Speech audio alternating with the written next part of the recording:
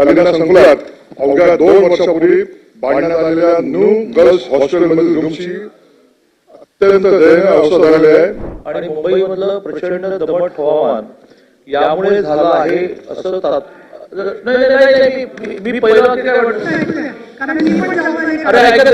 परंतु इतकी वाईट परिस्थिती कलिंगा कॅम्पसची आहे जी विलास मोदी सरांनी सांगितली ही त्याच्यापेक्षा वाईट परिस्थिती आज कलिंगा कॅम्पसची आहे. प्रश्न क्रमांक 23,758 माननीय सभापती महोदय, आपण स्वतः मुंबई विद्यापीठाच्या कालिदास संकुलातील वसतिगृहास प्रत्यक्ष भेट देऊन मुलींच्या समस्या जाणून घेतल्या त्याबद्दल आपल्याला धन्यवाद देतो. कालिदास संकुलात अवघ्या 2 वर्षापूर्वी बांधण्यात आलेल्या न्यू गर्ल्स हॉस्टेलमधील रूमची अत्यंत दयनीय अवस्था झालेली आहे. त्या खोल्यांतील स्लॅब धोकादायक झालेला असल्याने विद्यार्थ्यांच्या जीवितास धोका निर्माण झाला आहे. त्याची काही छायाचित्र मी समाजाच्या निदर्शनास आणू शकतो. माझा स्पेसिफिक प्रश्न आहे की या इमारतीच्या दर्जाहीन बांधकामाची शासन चौकशी करणार आहे का आणि तातडीने या औषधी दुरुस्तीचे काम हाती घेण्यात येणार का. माझा दुसरा उपप्रश्न आहे, कालिदास संकुलातील वसतिगृहाभोवती झाडी झुडपे प्रचंड प्रमाणात पसरले असल्यामुळे वसतिगृहात साप येण्याचे प्रकार वारंवार घडत असतात. त्याचे काही व्हिडिओ देखील माझ्याकडे आहेत. काही वर्षापूर्वी येथील एका विद्यार्थ्यांना सर्पदंश झाल्याची घटना घडली होती. अशा प्रकारची घटना घडल्यास किंवा अन्य आपत्कालीन परिस्थितीत 247 एकरावर पसरलेल्या संकुलात एकही रुग्णवाहिका उपलब्ध नाही. त्यामुळे शासन तातडीने या ठिकाणी रुग्णवाहिका उपलब्ध करून देणार का. तिसरा उपप्रश्न सभापतीमध्ये, कालिदा वसतिगृहातील मेडिकल हेल्थ सेंटर केवळ 2 तास खुले असल्याने वसतिगृहातील विद्यार्थ्यांची गैरसोय होत असते. खाजगी डॉक्टरांचे दर वसतिगृहातील गोरगरीब विद्यार्थ्यांना परवडत नाही. त्यामुळे कालिदास संकुलातील मेडिकल हेल्थ सेंटर 24 तास खुले ठेवून त्या ठिकाणी तज्ञ डॉक्टरांची सेवा शासन उपलब्ध करून देणार आहे का. सभापती महोदया, हा मुंबई विद्यापीठाचं कलिंगा संकुल त्यामध्ये असणाऱ्या 3 वसतिगृहामधल्या प्रामुख्याने एका वसतिगृहाच्या बाबतीतला विषय आहे. थोडा संवेदनशील विषय असल्यामुळे मी ब्रीफिंग घेतल्यानंतरही जी नोट तयार झाली ती वाचण्याची परवानगी का घेतो. त्याच्यामध्ये एखादं जरी वाक्य हे इकडे तिकडे झालं तर त्याचा अर्थ बदलेल. एकूण क्षमता 144 आहे. 23-24 तास 137 जणांनी प्रवेश घेतला आहे. 18 एप्रिल 2024 ला अचानक काही मुलींनी वसतिगृहाच्या व्हॉट्सअप ग्रुपवर मेसेज टाकला की त्यांना उलट्या, जुळा, पोटदुखी असे त्रास होत आहेत. ही बाब निदर्शनास आल्यावर त्वरित वसतिगृह प्रशासनाने प्रत्येक मुलींची वैयक्तिक भेट घेऊन विचारपूस केली असता किंवा म्हणजे पूर्ण ब्रीफिंग घेतली असता एका वाक्यात सांगायचं तर निष्कर्ष असा निघाला की आपल्याला जे थोडस वाटत होतं की निकृष्ट जेवणामुळे दूषित पाण्यामुळे झालं. निकृष्ट जेवण आणि दूषित पाणी हे अमान्य प्रशासनाने करत नाही, मी करत नाही. पण त्या दिवशी झालेला त्रास हा नव्याने मुंबई शहरामध्ये आलेल्या ज्या मुली आहेत त्यांच्या राज्यातल्या असणाऱ्या हवामान आणि मुंबईमधलं प्रचंड दमट हवामान यामुळे झालं आहे असं मी पहिला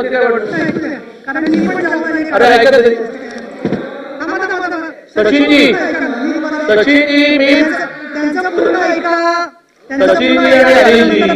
मी सुरुवातीला पहिलं वाक्य काय म्हटलं की दूषित पाणी आणि निकृष्ट जेवण यामुळे झालं नाही असा प्रशासनाचा दावा नाही. काही उपाययोजना केल्या आहेत, माझाही दावा नाही. परंतु जो निष्कर्ष निघाला त्या निष्कर्षामध्ये प्रामुख्याने या गोष्टी समोर आल्या. आता येऊ आपण सोल्युशनकडे. याच्यामध्ये हे लक्षात आलं की महानगरपालिकेचं येणारं पाणी हे दूषित आहे लक्षात आलेलं ते थांबवलं गेलं. त्यांनी दूषित पाणी असण्याचं त्यांचं जे काही कारण आहे त्याच्यावर निवारण करण्यापर्यंत आपण वेगळं पाणी ज्याला आपण मोठे बिसलरी पाण्याचे जार म्हणतो त्याच्या साहाय्याने व्यवस्था केली. मधल्या काळात महानगरपालिकेचं जे दूषित पाणी आहे त्याचा सोर्स शोधून त्यांनी ते करेक्ट केलं. मी पूर्ण केलं.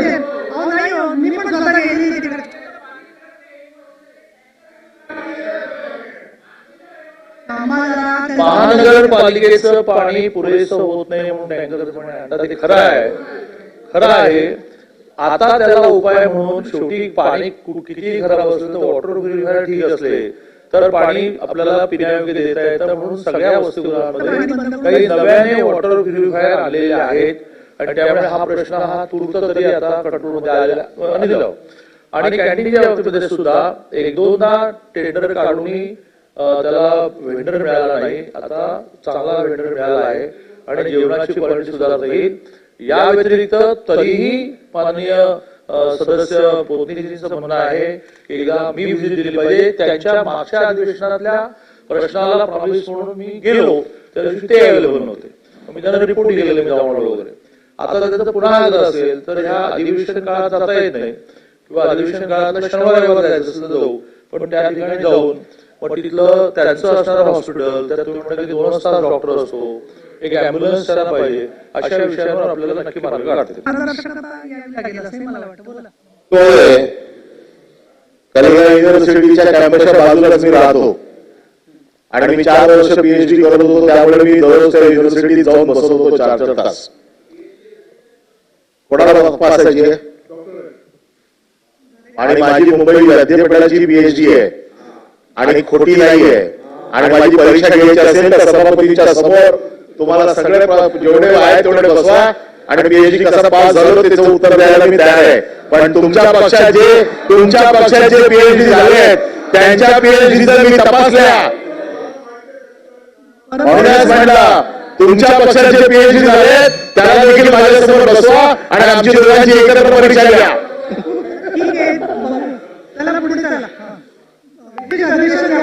ठीक आहे. माझ्या पीएचडी वरती आणि माझ्या पीएचडी वरती कोणीही प्रश्न विचारावे त्याचे उत्तर द्यायला मी तयार आहे, कुठल्याही पुस्तक हातात न घेता.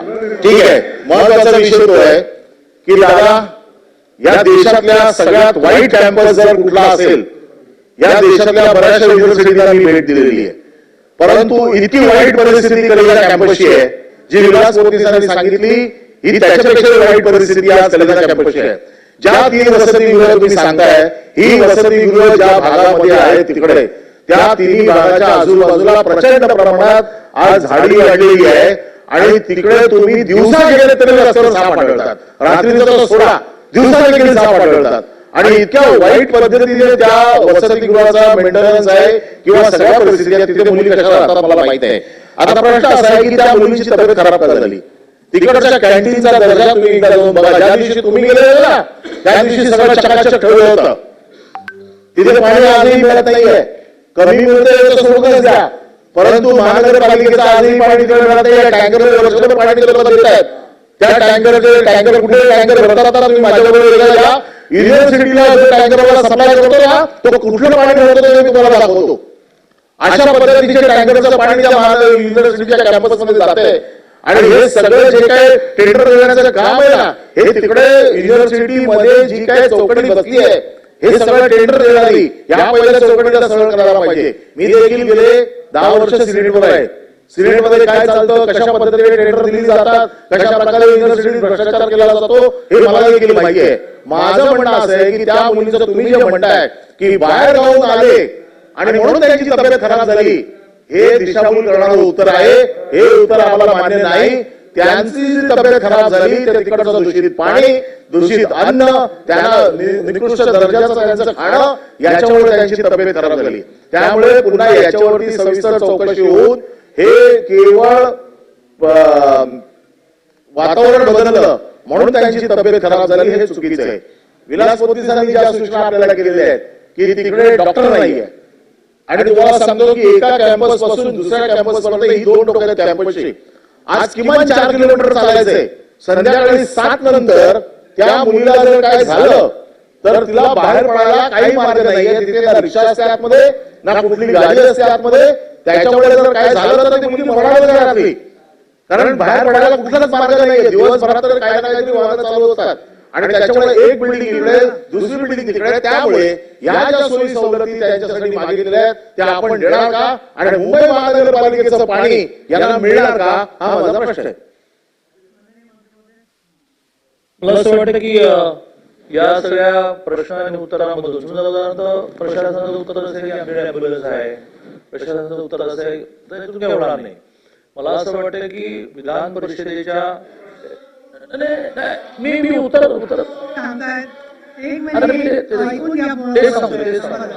अहो, पण ते नाही. सांगतो, ते सांगतो. अहो, ते सांग, पूर्ण ऐका ना उत्तर. त्यामुळे मी माननीय सभापती महोदय असा प्रस्ताव मांडेन की हे खरंच आहे की मुंबई विद्यापीठ हे त्याच्या शैक्षणिक गुणवत्तेमुळे जगामधल्या पहिल्या 200 विद्यापीठामध्ये याही वर्षी एक्झॅक्ट करून मला सांगता येणार नाही.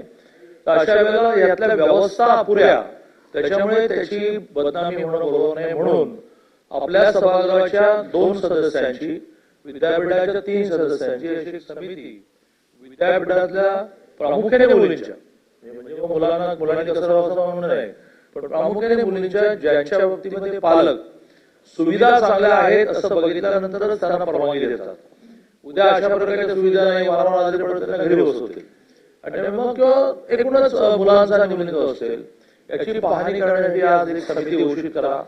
अधिवेशन संपल्या आम्ही जातो, 1, 2, 3, 4 यादी करतो. तुमचे अँब्युलन्स कुठे आहे, ड्रायव्हर कुठे आहे, चालू आहे ना, डॉक्टर कुठे आहे, पाणी नेमकं तुम्ही कुठलं भरता, स्वच्छतेचं काय करता, अशा सगळ्या गोष्टींचा एक अहवाल तयार करू.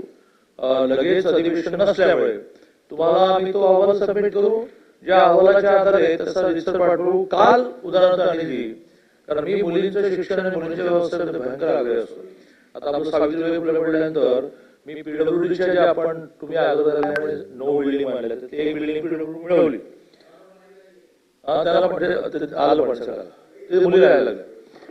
त्यामुळे मी काल इमिडिएट प्रश्नाला फेस करण्याआधी कोणाला जेवणाचं कॉन्ट्रॅक्ट देतील असं खूप टॉपचं नाव काढलं. आता सभा सांगण्यासाठी आज संध्याकाळी ते मला सांगतायत की ज्याच्यामध्ये प्रस्तावामध्ये असं राहील की मुलींना परवडणारेच पैसे देण्यात यावेत आणि ह्याची जी अमाऊंट आहे ती CSR माध्यमातून 1 वर्षासाठी मी करतो आणि त्याच्यातून चांगल्या क्वालिटी काय झालं की पर हेड पैसे आपण जे घेतो आणि चांगलं याचं कॉम्बिनेशन होत नाही. आणि म्हणून मी केवळ कल्याणातल्याच नाही तर नव्याने हे 15 वसतिगृह आहे सावित्रीबाई शिफ्ट केलं, ते 600 मुली राहणार आहेत. मुंबई टोटल सगळी शासकीय वसतिगृह म्हटली तरी संख्या 2000च्या वर जात नाही, खूप कमी आहे. मुंबईमध्ये 4-5 हजार मुलींची राहण्याची व्यवस्था केली आहे. पण ज्या आहेत त्या सगळ्यांची आता मी जे नाव काढलं आहे की ज्यांचं जेवण फार चांगल्या क्वालिटीचं असेल, किंमत जास्त असेल, मुलींना परत तेवढंच ठेवायचं, बाकीचं CSR कॉम्पेन्सेट करेल अशा दृष्टीने विचार करतोय. कारण मलाही हे मान्य आहे अशा प्रकारच्या दुरावस्थेमध्ये मुलींनी राहणं, याच्यातून आई वडील जेव्हा व्हिजिटला येतात तर ही सगळी दुरावस्था बघून कुठेही शिक्षण चल घरी. त्यामुळे एक आपली समिती तुम्ही घोषित करा आणि आम्ही 10-12 दिवसात प्रवास करू.